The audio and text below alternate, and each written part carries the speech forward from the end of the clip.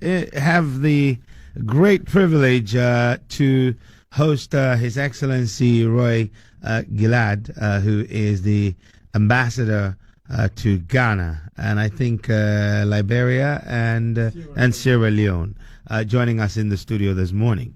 How does this conflict affect Ghana, Israeli missions, including the one here in Ghana, and the threat? And what's the bigger picture for diplomacy, security, and peace? These and many more are the conversations we're going to have. But I'd like to say welcome to the Asaase Breakfast Show. Good to see you again. Thank you very much. It's great to be here again, and especially when I understand that this wonderful radio station is celebrating its 5th anniversary. So it's indeed I'm very happy to be here today, and well, congratulations. Thank you very much. Thank you. Really appreciate that. So to kick us off, let's start off from Ghana and Israeli relationships. We've had some great collaboration between the two countries. Largely, it's something that has flown under the radar. But beyond agriculture and security cooperation, what does Israel want from Ghana? Well, I think the relationship between Israel and Ghana goes way back. Actually, we opened the office here. It was not even an embassy.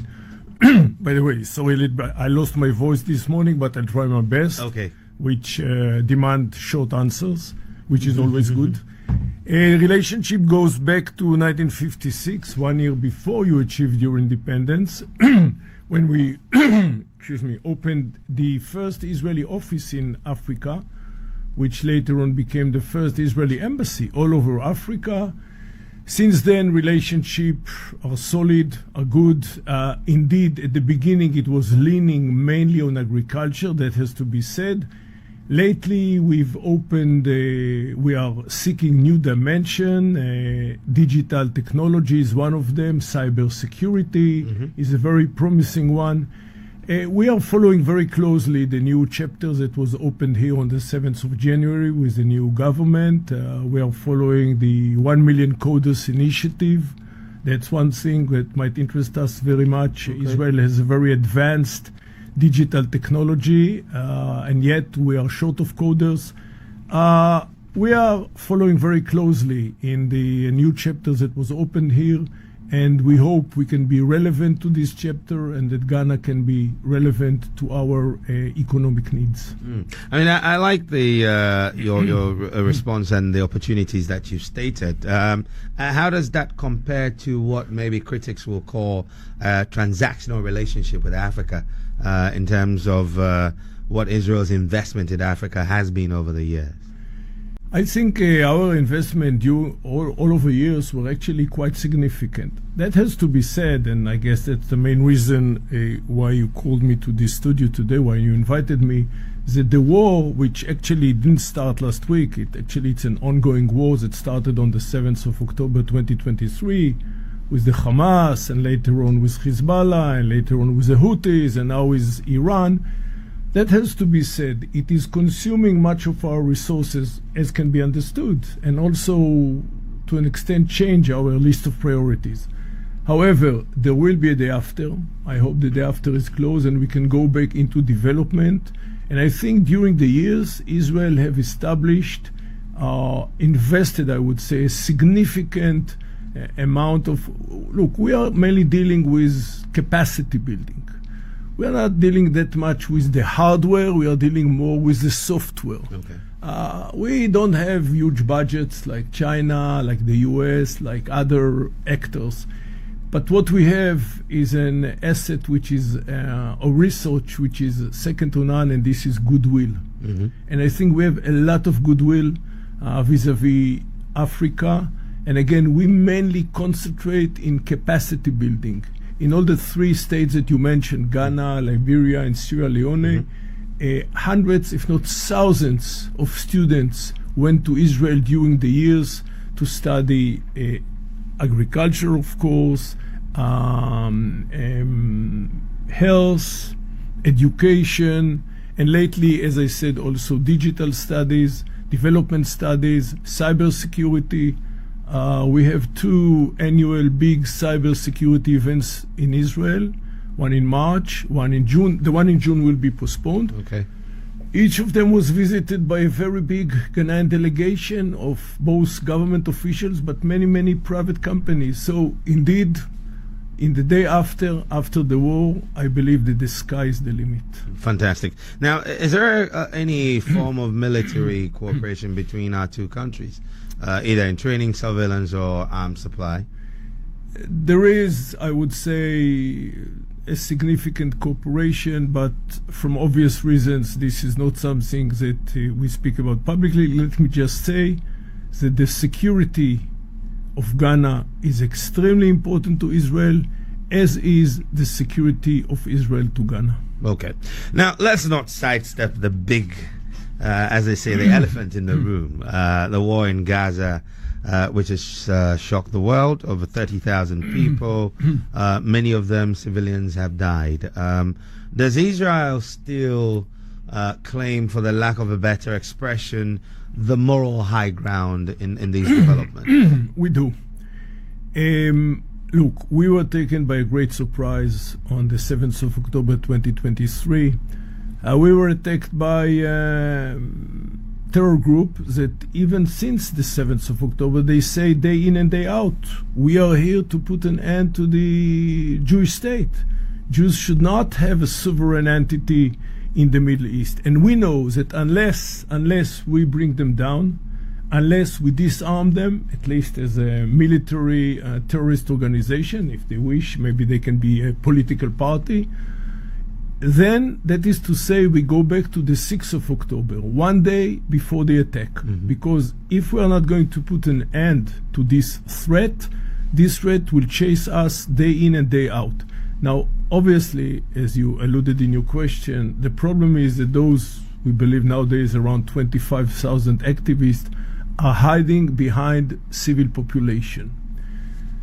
Now, trying to reroute a terror organization which is hiding behind, that is, I wanted to say using, but actually abusing a civil population and using it as a human shield, we are not the first one to address such a challenge. The Americans and the British had it in Afghanistan and Iraq.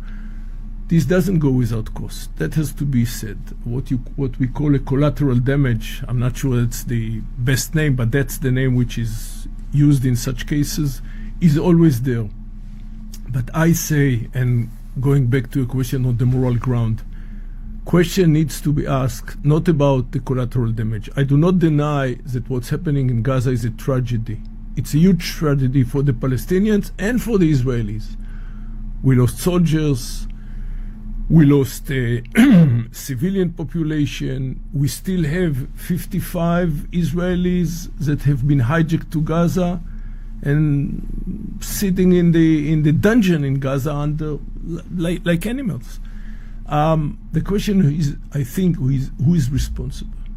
And I think the party that is responsible and the party that can put an end to it is the Hamas. They have to lay down their weapon. They have to release our people. The leadership should leave Gaza, just as PLO left Beirut in 1982, for those of you who remember. You are a young guy. I was a soldier at the time. Right. I'm not sure you were born in 1982. I was very young by then. Okay, so I don't know if you remember, but surely you read about it. So this will not be the first time that a terror organization was forced to leave the place where it's based, and from which is threatening the security and the future of the state of Israel. And I believe, by the way, it is doable. Israel is not the only one calling for it. I think most of the members of the Arab League, maybe short of Qatar, which is a different case, I think most of the members of the Arab League are calling for the same solution. Be that as it may, that your actions at the moment can be justified as a response to the attack of the 7th of October. Some are describing this as some form of an apartheid or genocide because of the sheer numbers of civilians who are dying. How do you respond to that? Is this something that Israel, continues to defend and stand by its own principles of law, or away from the principles of law and human rights as the ICC's standards? We stick to international humanitarian law, we say very clearly that both our campaign against Hamas and our campaign against Hezbollah and our campaign against the Houthis and now our campaign against Iran is a legal self-defense against enemies that wants to annihilate us, wants to distract us.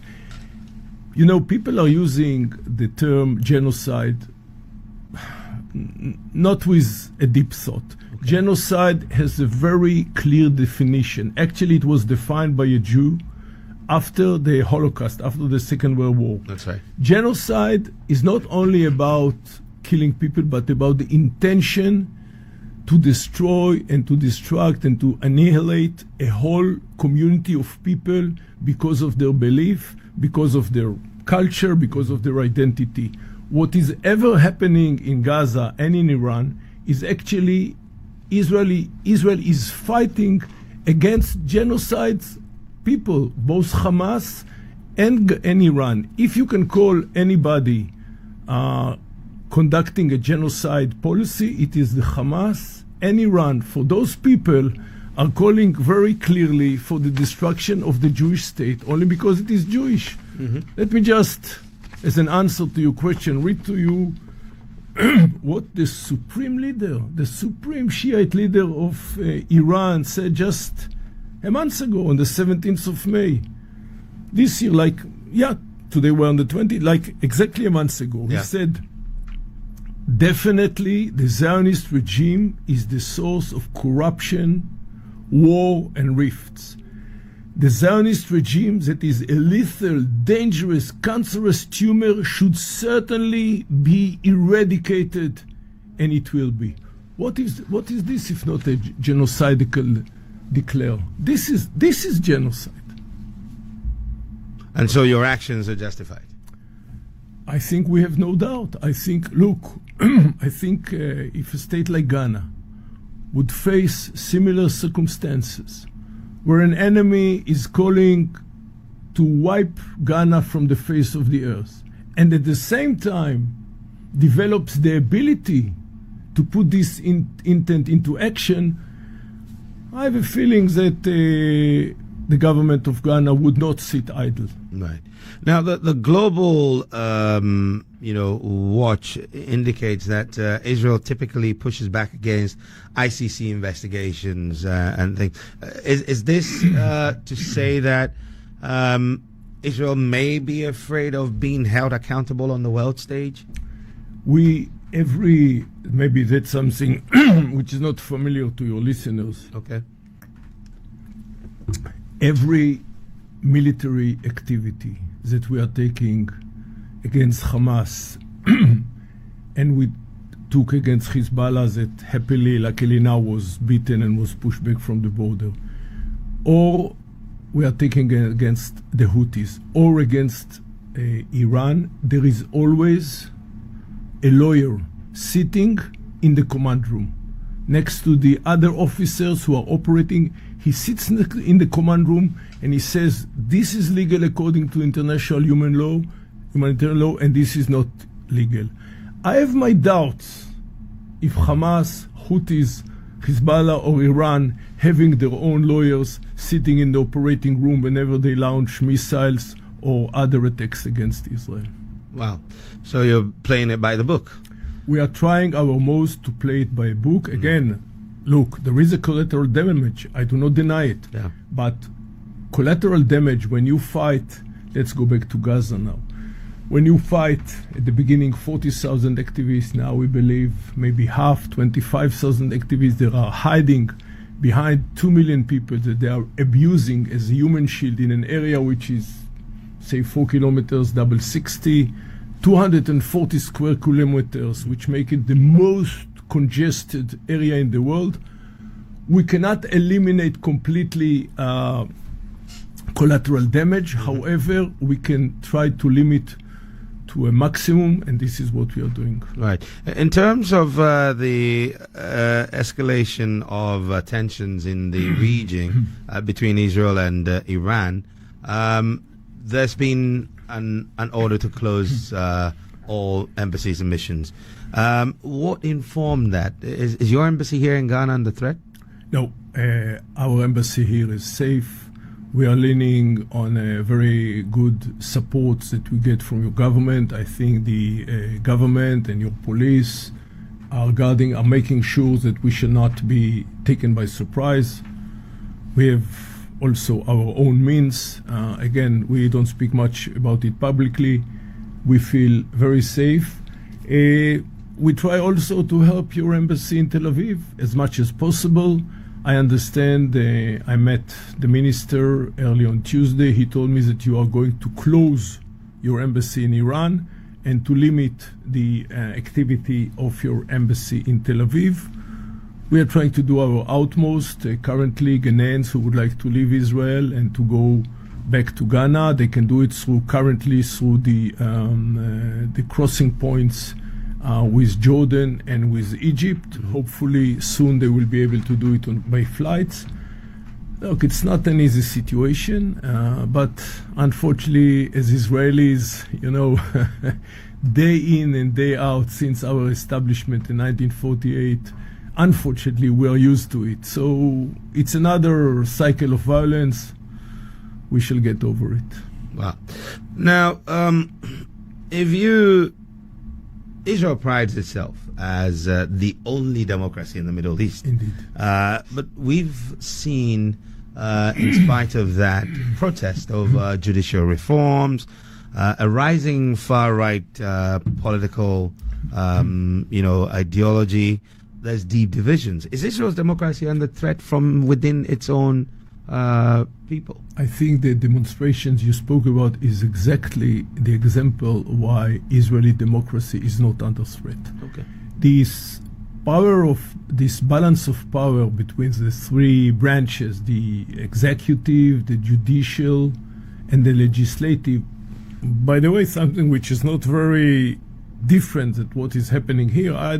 Let's not speak about what's happening here, but something similar in a different volume is taking place in Israel. This tension between the three branches I just named is not something unique to Israel. Indeed, Israel, just before the war, before the 7th of October 23, went through, I would call it a dramatic time, an interesting time. Personally, I'm not concerned vis-a-vis the future of Israeli democracy.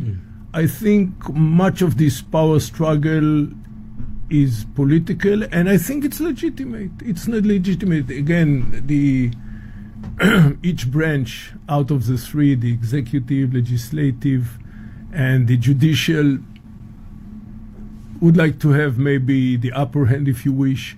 As a citizen, I believe that the right balance should be between those two branches, and I believe that at the end of the day, once again the war will be over, I believe we'll go back to this, I would say, situation of the tension between the three branches in Israel, and I strongly believe that we shall find the balance, the equilibrium, to let us continue and live as a democratic state. Hopefully, we shall not be forever the only democracy in the Middle East, and some of our neighbors will join us. That's my wish. All right, well, that's an interesting wish. But I mean, you're a democracy. I would like others to. But how do you reconcile that with what looks like a systematic, approach to denying Palestinians the basic rights in the occupied territory? So the Palestinian conflict, people think it's something new. Actually, it started more than 100 years ago. This is not, as much as I enjoy being here and I like history, we cannot go too deep into history. Let me say this. I know that Ghana and many other states support the two-state solution. In order to build two states, two national states, that obviously one of them will have to be disarmed, that's the Palestinian entity, you need to lean on trust, on mutual trust. I always say this is like building a big bridge over the Volta River. Unless the two banks of the river are solid, you cannot put a pillar, you cannot put a solid, otherwise everything will collapse. in order for Israeli people to regain the trust in the Palestinians, it will take time. And without this trust, all pressures will not help. Unless this political solution will lean on the will and the trust of the Israeli people, I don't think it is workable. Currently, the Palestinian Authority, they are presumably governing what is known the West Bank or Judea and Samaria. That has to be said. They didn't do a good job. That has to be said. Hamas is very strong also in Judea and Samaria or the West Bank, in places which are just few kilometers from Ramallah, which is the center of the Palestinian Authority where Mahmoud Abbas is sitting. Hamas is doing whatever they want. So how can Israelis trust an authority, a national authority that cannot control, that do not control what they have already? So I believe that in the long run, we shall see a political solution to this very old conflict, which is more than 100 years old. However, unfortunately, it will take time. And what happened on the 7th of October 23 did not help. It only pushed this solution further.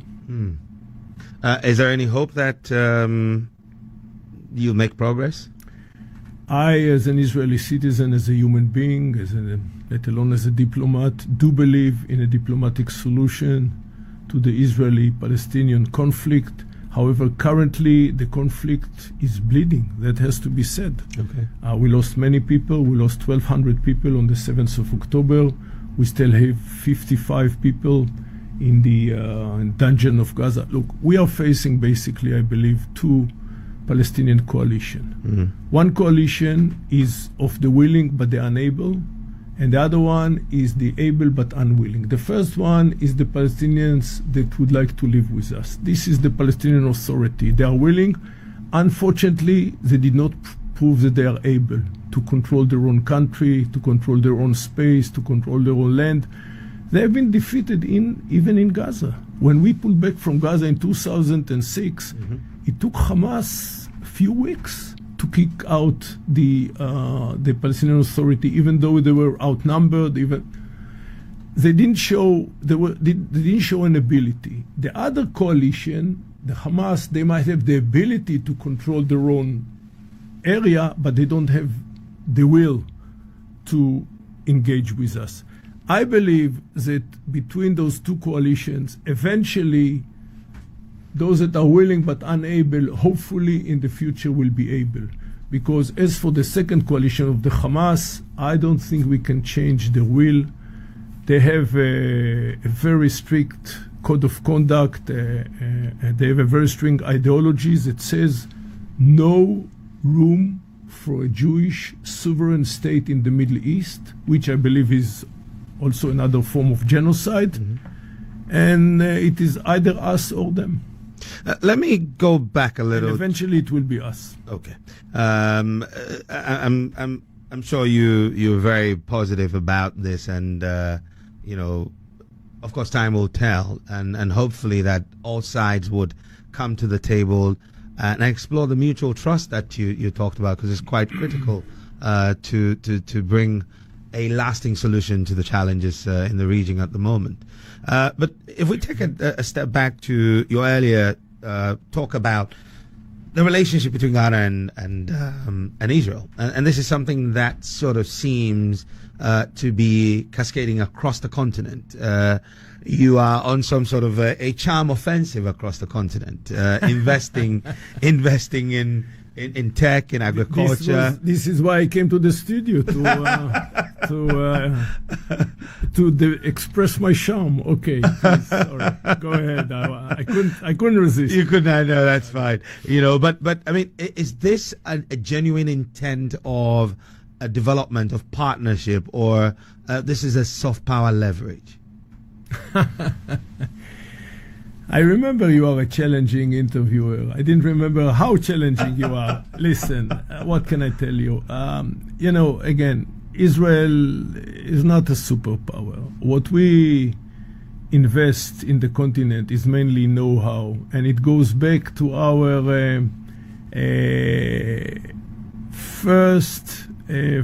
second foreign minister, Golda Meir.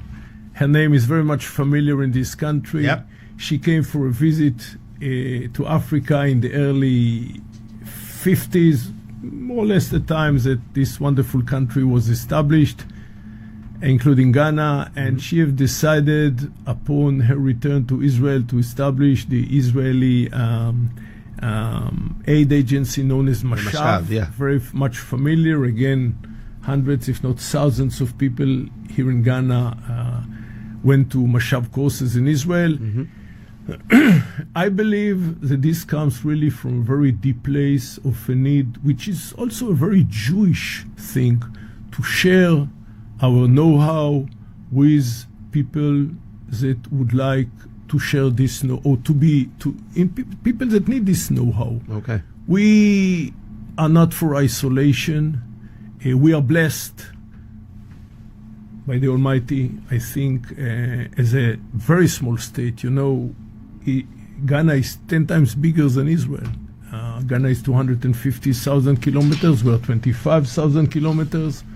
Ghana has 32 million people. We have 10 million people. So as much as we are small, I think we are blessed by the Almighty with a lot of abilities, and we are willing to share those gifts we got from the Almighty with many of our brothers and sisters in Africa. And we are doing it already for many years. As I told you again, in the last 2.5 years, unfortunately, we have less resources, but the goodwill is there, and what is important at the end of the day is less the budget and more the goodwill, and the goodwill is there, and it comes from the heart. Right. You know, growing up, I think I had my very first passport maybe at about age 5. Later, I would be able to read and understand a page that sort of said that there were certain territories that we couldn't go.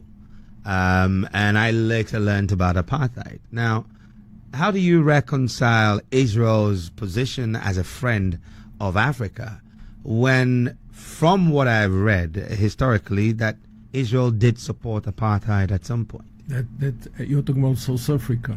That's right. That's true. That's true. Look, Israel is not immune from mistakes. We did our mistakes. That has to be said clearly. Part of the reason at the time was that in 1973, unfortunately, all the continent, including Ghana, cut relationship with Israel following what is known at the time as the October War and the pressures that the Arab League put on the African Union.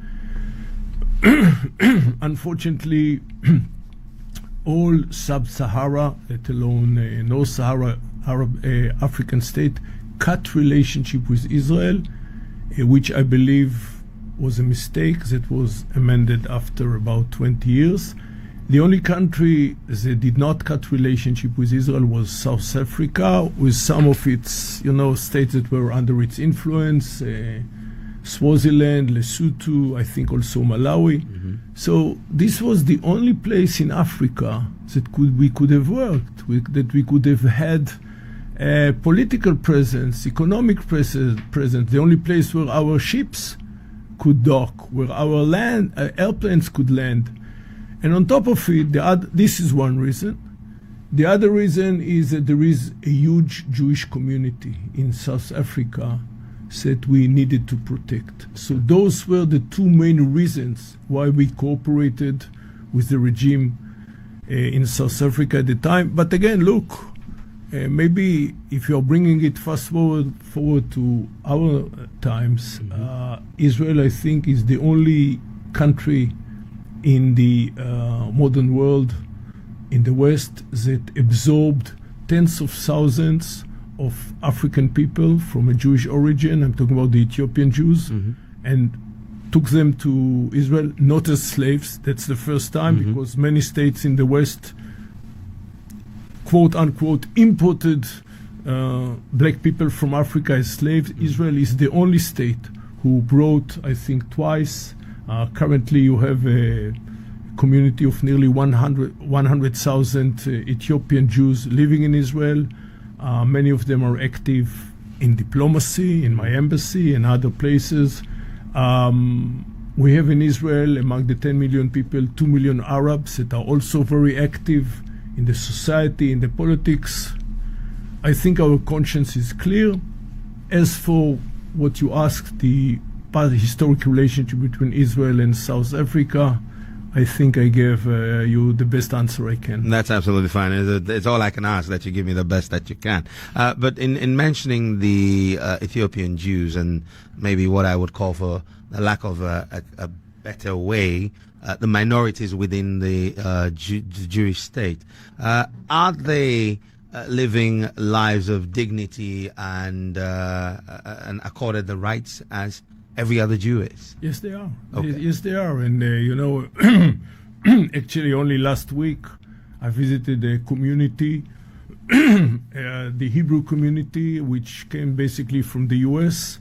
and moved to Israel, to a place called Dimona. Mm-hmm. And nowadays they have like 3 pillars, one in the U.S., one in Ghana, mm-hmm. and one in Israel. They are in Tema. They are very active. And they are going between the 3 states. It's like a bridge, another bridge between Ghana and Israel. Mm-hmm. Israel is trying to help minorities as much as we can. To much extent, Israel is a state of minorities, Jews and Arabs, Christians and Muslims, and it is not without challenges. That has to be said, especially when there are so many outside pressures on the state. So sometimes it looks like cooking something in a with a lot of in a big pot, like a jambalaya, cooking jollof from many ingredients. That's right. But at the end of the day, I would say that the Israeli jollof is second only to the Ghanaian jollof. You heard that here first. If you just tuned in, we're having a conversation with the Israeli ambassador to Ghana, Sierra Leone, and Liberia, His Excellency Roey Gilad. And, we're talking about everything Israel, including the current ongoing conflict and Africa relations between Israel and Ghana and the continent at large. But do you think that Ghanaians or countries like Ghana on the continent have the courage or feel that they have what it takes to openly and honestly critique Israel? You're talking about the government or the people? Yeah, the government. We have an ongoing dialogue with the Ghanaian, with every government. I always say, I don't know if you are married. Are you? No, I'm not. I am, for 35 years. And my wife and I, we have a very stable life. Our relationship are very strong and stable. And every now and then we do have differences, and we do have arguments, and we iron those differences in a very mature way. The marriage, the wedding that took place between Israel and Ghana was in 1956, so we have nearly 70 years of marriage. Mm-hmm. And it would have been not natural if in those 70 years you wouldn't have sometimes differences of opinion. Mm-hmm. For all those years, again, short of this period between 1973 and I think, relationship were cut in 2012 when it was renewed, all the time till 73 and from 2012 ongoing, whenever we had differences between the two governments, as you always have, those differences have been ironed in a friendly way between the two governments, using diplomatic channels. It was always the case, and it will be also the case in the future. Okay. Would you say, would Israel survive without U.S. military collaboration and aid? Yes. It will not be as easy, but this is one of the pillars that was established by Ben-Gurion. He is our Nkrumah, if you wish. Mm-hmm. He basically established the state just like Nkrumah did here in 57. So did Ben-Gurion in Israel in 1948, the years that we were established, and he have cemented some of the pillars of our, I would say, national defense strategy. And he said few things. First of all, at the time, he had to decide whether Israel is leaning towards the USSR or towards the US, and he decided that we are part of the West. And the other thing he said, as much as we are going to develop a strong strategic alliance with the US, we need to lean on our own ability to face all the challenges that we are about to face. And at the time, we have challenges day in and day out since 48. But this perception, this philosophy, that at the end of the day we need to lean only on our own ability to address all those challenges. This was true in 1948, and this is true in 2025 when we are addressing so many challenges, mainly the Iranian challenge. Is Benjamin Netanyahu good for Israel's image abroad? I don't think it is about Benjamin Netanyahu. I think it is about the states. Again, in our last 77 years of independence, unfortunately, we had to fight many wars. And we are leaning on support and friendship of many states like Ghana. As I said before, I think Ghana nowadays, among all the 54 states in Africa, not with all of them we have diplomatic relations, but with those that we do have diplomatic relations, mainly sub-Sahara, I think Ghana is one of the best friends of Israel in the continent, and this will remain the situation in the future. Okay. Yes or no? Should the settlement stop? You took me by surprise. In the future, when there will be a political solution to the conflict with the Palestinians, as I told you, and I believe there will be, the future of the settlements will be decided as part of the negotiations on the final status of the Palestinian state. Okay. I mean, I'm going to try and ask you to answer this question not from an Israeli's standpoint, but just from a human's standpoint, that what would you consider a fair and just peace for the sub-region? You're talking about the Middle East, Israel and your neighbors in the Middle East. So there are few conflicts there. If you're talking about the conflict we have with the Palestinians, it is one thing. If you're talking about the conflict with Hamas, it's another thing. If you're talking about the conflict with Iran, it's another thing. Let us start with Iran. With due respect, we'll do it very, very fast. I know I don't have all the day here in the studio as much as I enjoy, and I hope you enjoy as well. I do. With Iran, basically, as I said before, when the intent meets the ability, this is a situation when we become nervous. When the intent to destroy the state of Israel meets the ability or the will, the ability to do so, either by nuclear bomb or by ballistic missiles or by terror, this is when we say enough is enough. Iran can keep on living its own life under the mullahs if they wish. This is none of our business, as long as they don't pose any threat, not only over Israel, over all the Middle East. We're in the front, but behind us, I'm sure all the Middle East is looking for the weakening of Iran, because since 1979, the revolution in Iran, Iran posed a threat, a challenge to the stability in the Middle East. Not only to Israel. We are at the front, but we are doing now, as the German Chancellor said, the dirty work for all the Middle East, and you know what? Also to Europe and to Africa. That's on the Iranian front. On the Hamas front, as I said, Hamas will need to be disarmed. They will need to release our 55 hostages, and the leadership will need to leave Gaza and let the innocent 2 million people who live there rebuild their life with a strong support from the international community, from the Arab League, from Israel in order to renew their well-being in Gaza. As for the decent Palestinians who would like to live next to Israel and not instead of Israel, I do believe that a political solution can be reached, but it will take time. Right. I think at this point we can, what would be your final words to Ghanaians, many of whom are watching Israel and seeing what's developing and unfolding, and probably asking themselves, what side of history are we on? I thank you for this question, and this is one of the main reasons why I was so happy to come here today.